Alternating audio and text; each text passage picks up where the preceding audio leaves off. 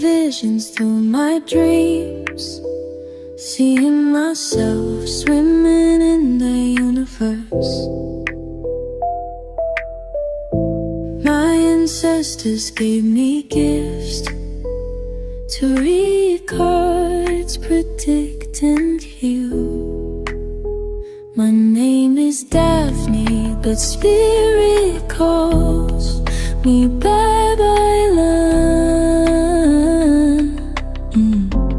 Angels communicate through numbers. Intuition is so deep. The gift I fully embrace within.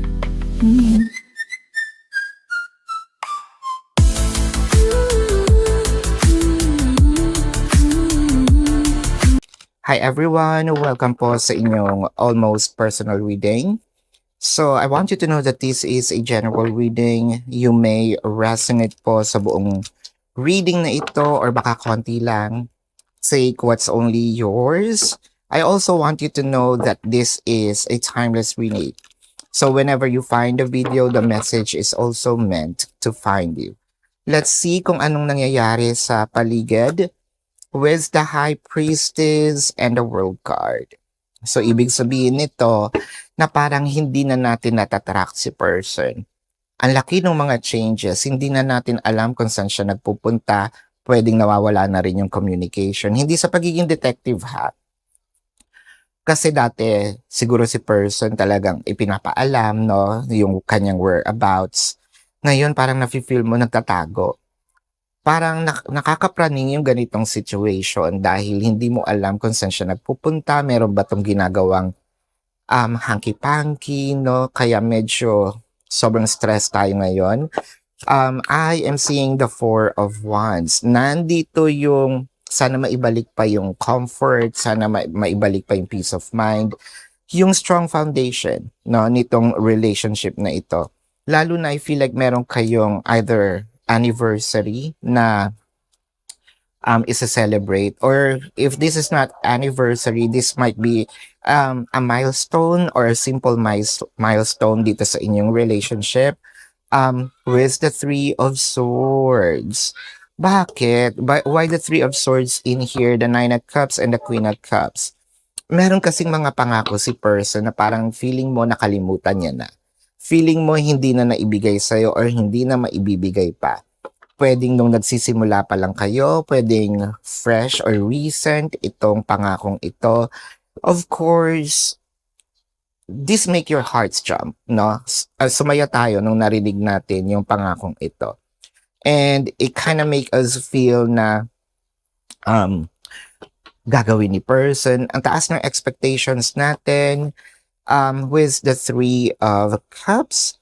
So, while aligned yung ating Three of Cups and Four of Wands, both of them, parang sinasabi dito, there must be a celebration. So, parang ready, no? Ready yung expectations, ready yung katawan mo, ready yung, parang pinagandaan mo na. There's no way that this ain't happening. Nandito din kasi yung mga bagay na sinasabi din natin na sandali, meron akong expectations dito na dapat matupad.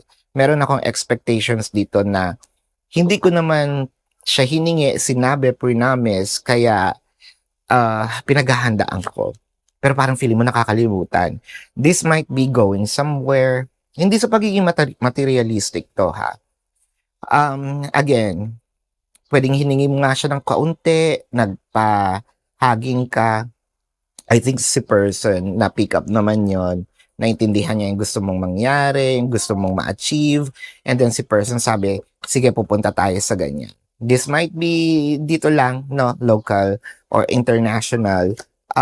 With the Page of Pentacles and the Hermit, I feel like matagal nyo nang pinag-uusapan. Why do I see, I'm seeing it's either Korea, China, or Japan, no?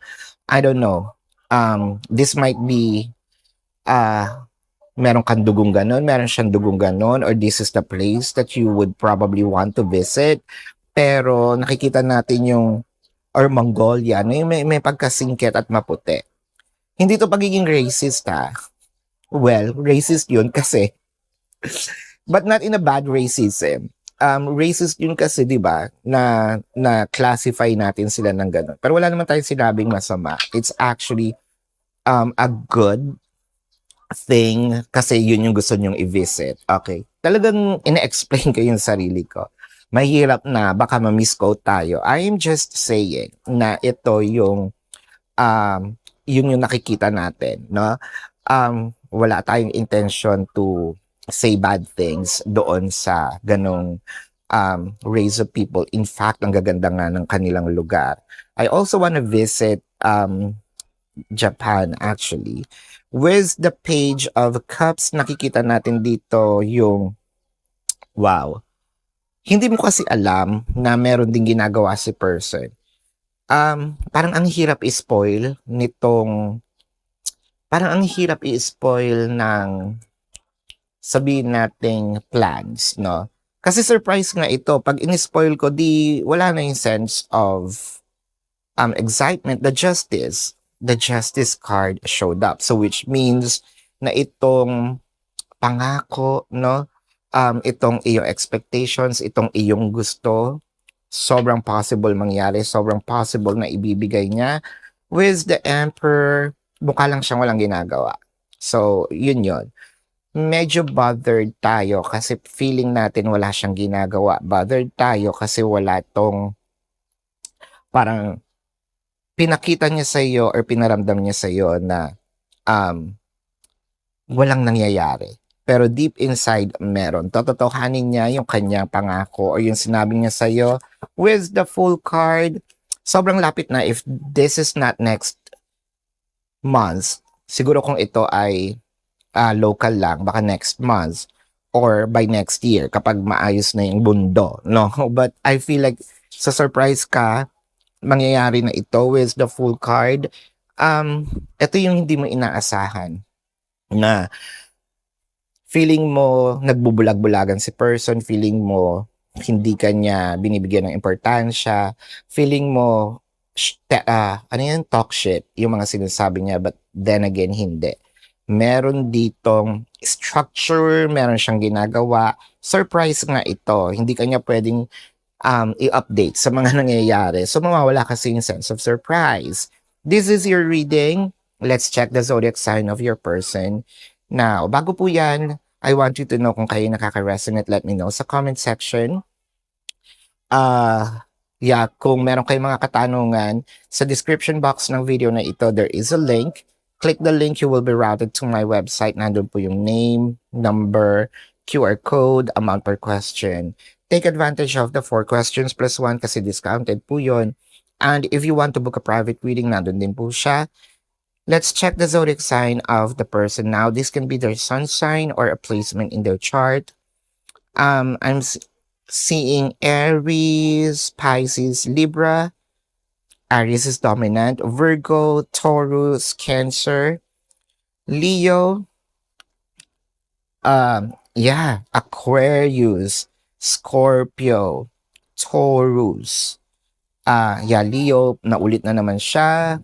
Taurus again, Cancer, Scorpio, Pisces, Libra. This is your reading. Maraming salamat. Love and light. Namaste. See you sa susunod na readings. Goodbye.